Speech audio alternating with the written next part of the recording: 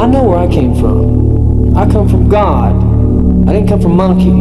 I came from God through Adam, through a long lineage of man. Did Jesus look like the Son of God? No one thought so, except a few people in his day. A fire, a very large fire, has broken out among the compound buildings, the Branch Davidian compound. He was an embodiment of evil. He was the complete, absolute dictator of every facet of everyone's life. I'm learning the truth. Do you think he's the Son of God? Yeah. Number 3, David Koresh. In the annals of American history, few figures loom as large and enigmatic as David Koresh, the charismatic leader whose name became synonymous with the tragic events of the Waco siege in 1993. Born Vernon Wayne Howell on August 17, 1959 in Houston, Texas, Koresh's tumultuous upbringing and early adulthood paved the way for his eventual ascent to leadership within the Branch Davidian community. Koresh's journey into the realm of religious fervor began against the backdrop of familial instability and personal struggles. David Koresh, that's who we know, was a pretty typical Texas redneck kid, maybe from a bit more troubled family. Raised by his maternal grandmother and later his mother and stepfather, Koresh faced educational challenges due to dyslexia and poor eyesight, eventually dropping out of high school. David was a poor student in school, and they put him in a program for children with learning disabilities. His early experiences also included engaging in unlawful relationships and seeking to fulfill religious visions that led to conflicts within his Seventh-day Adventist congregation. In the early 1980s, Koresh's involvement with the Branch Davidians intensified. Under the leadership of Lois Roden, widow of the movement's founder Benjamin Roden, Koresh began to assert his prophetic gifts. Lois Roden was a very lonely woman, and Vernon really needed the guidance and somebody to care about him all of the time, and she just latched onto that. Which some sources suggest involved a complex relationship with Roden herself. When he was allowed by Lois Roden to start giving studies to the Branch Davidians, his demeanor changed. As tensions within the group escalated, Koresh's emergence as a prominent figure precipitated a series of confrontations, including legal disputes and violent altercations, ultimately leading to his expulsion from the Mount Carmel Center in Waco, Texas. So he grew up in a very unstable situation as a small child, but the one continual influence in his life was Seventh-day Adventist Church. The Seventh-day Adventist movement is from the 19th century. It's, I think, most characterized by its name, Adventist, the idea of the advent of Christ, the return of Christ, usually called the second coming. So it's a group that began to believe that the end of time was very near. Undeterred by these setbacks, Koresh and his followers established an alternative community in Palestine, Texas, where they continued to espouse Koresh's apocalyptic teachings and attract new adherents.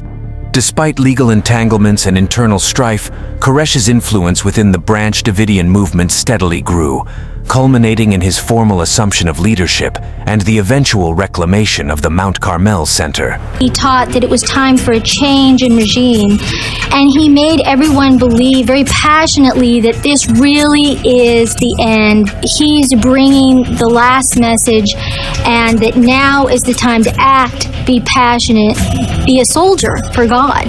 The years that followed were marked by a blend of religious fervor, legal disputes, and escalating tensions with law enforcement agencies.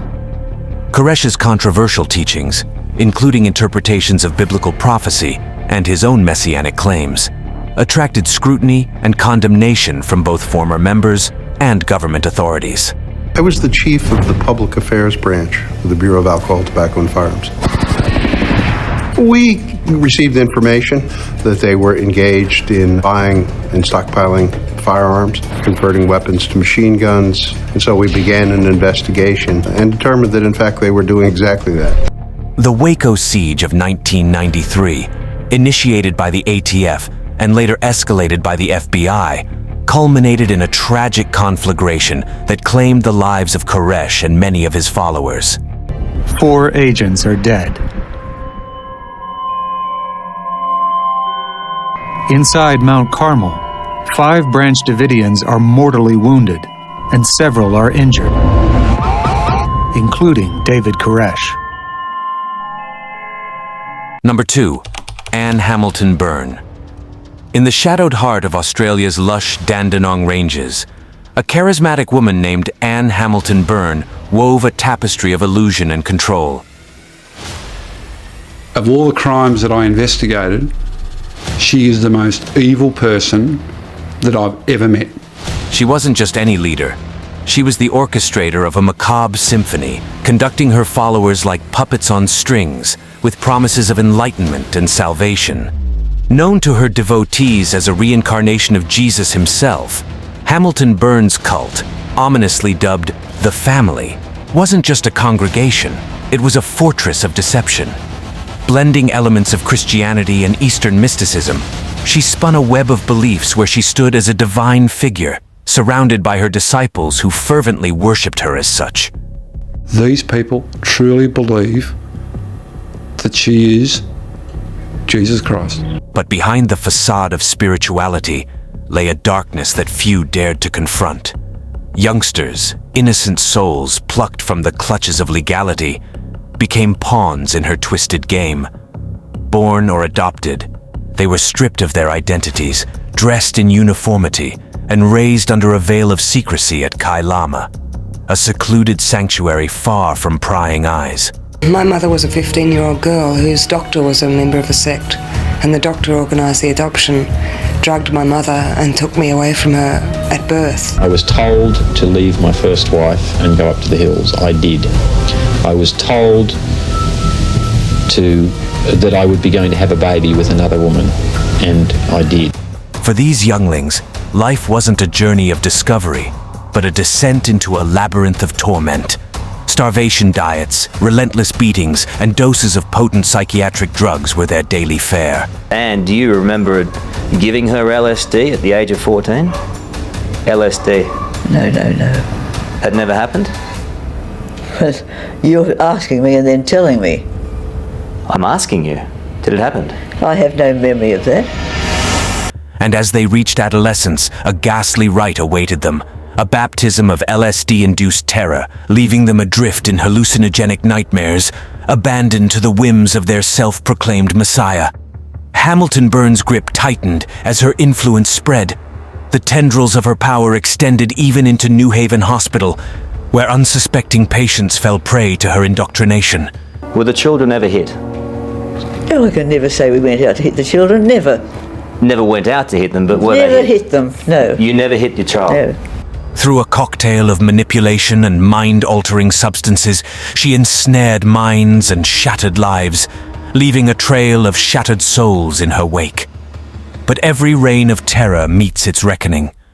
The facade crumbled when one of her own, Sarah, dared to defy her. They'd put a bucket here, and then one of the aunties would help, and then you'd have to kneel down, and then they'd push your head into the bucket and hold it for 20 seconds, 30 seconds, then bring it out again and say, did you do it, did you do it? Say, no. Back in again. Water torture? Yeah. Because Anne had said better to be drowned than a liar, basically.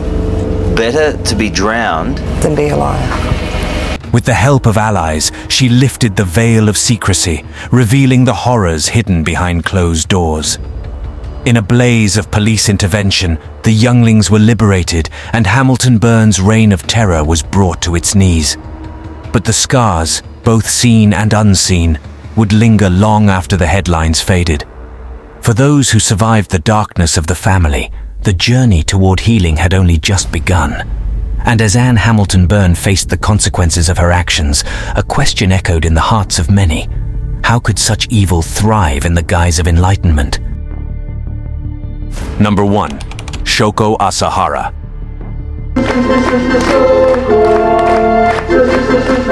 In the shadowy depths of Tokyo's underground, a sinister plot brewed, masterminded by a man whose name would come to evoke fear and horror. Shoko Asahara. Leading the enigmatic Aum Shinrikyo cult, Asahara orchestrated a devastating sarin gas attack on the Tokyo subway in 1995. Chaos reigned as innocent commuters fell victim to the lethal toxin. Their lives snuffed out in an instant, while others suffered excruciating injuries that would haunt them for a lifetime. This is the line you were riding when the attacks happened? Yes, when I was working for our agency on that morning, I was having a Nikkei newspaper here. I was leaning against somewhere like here. Okay. But the subway attack was just the tip of the iceberg. As authorities delved deeper, they uncovered a tangled web of deception and terror woven by Asahara and his followers. Plans for further attacks emerged, along with chilling aspirations of nuclear weapon acquisition. Asahara's vision of domination knew no bounds, as he sought to wield power with impunity, leaving a trail of destruction and despair in his wake. Asahara's descent into darkness had humble beginnings, born Chizuo Matsumoto in the impoverished outskirts of Kumamoto Prefecture. Blinded in one eye and partially sighted in the other, he harbored grandiose dreams of ruling over a kingdom of robots and ascending to the highest echelons of power in Japan. The guy right next to the plastic bag was like this. Someone said, oh, he's in a coma. The guy was like shaking his body. Yet behind the facade of his charismatic persona lay a heart consumed by darkness, fueled by a thirst for control and domination. Through a twisted journey of self-discovery, Asahara morphed into Shoko Asahara, a self-proclaimed guru with delusions of enlightenment and divine mission. Pilgrimages to India and encounters with the Dalai Lama fueled his messianic fantasies, as he proclaimed himself the harbinger of real Buddhism in Japan. With a growing following of disillusioned souls, he founded Aum Shinrikyo, luring in the elite and the vulnerable alike with promises of salvation and transcendence. But beneath the veneer of spiritual enlightenment lay a cesspool of depravity and violence. Aum's early activities, shrouded in secrecy, included assassinations, extortion, and the sinister development of chemical and biological weapons.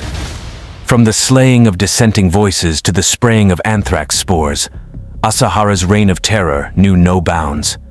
The Matsumoto sarin attack, a prelude to the horrors that would unfold in the Tokyo subway, served as a grim testament to Aum's capacity for carnage. As the cult's arsenal expanded to include VX nerve gas and attack rifles, the streets of Japan became battlegrounds in Asahara's quest for supremacy. As authorities closed in, Aum's reign of terror reached its climax with the Tokyo subway gas attack.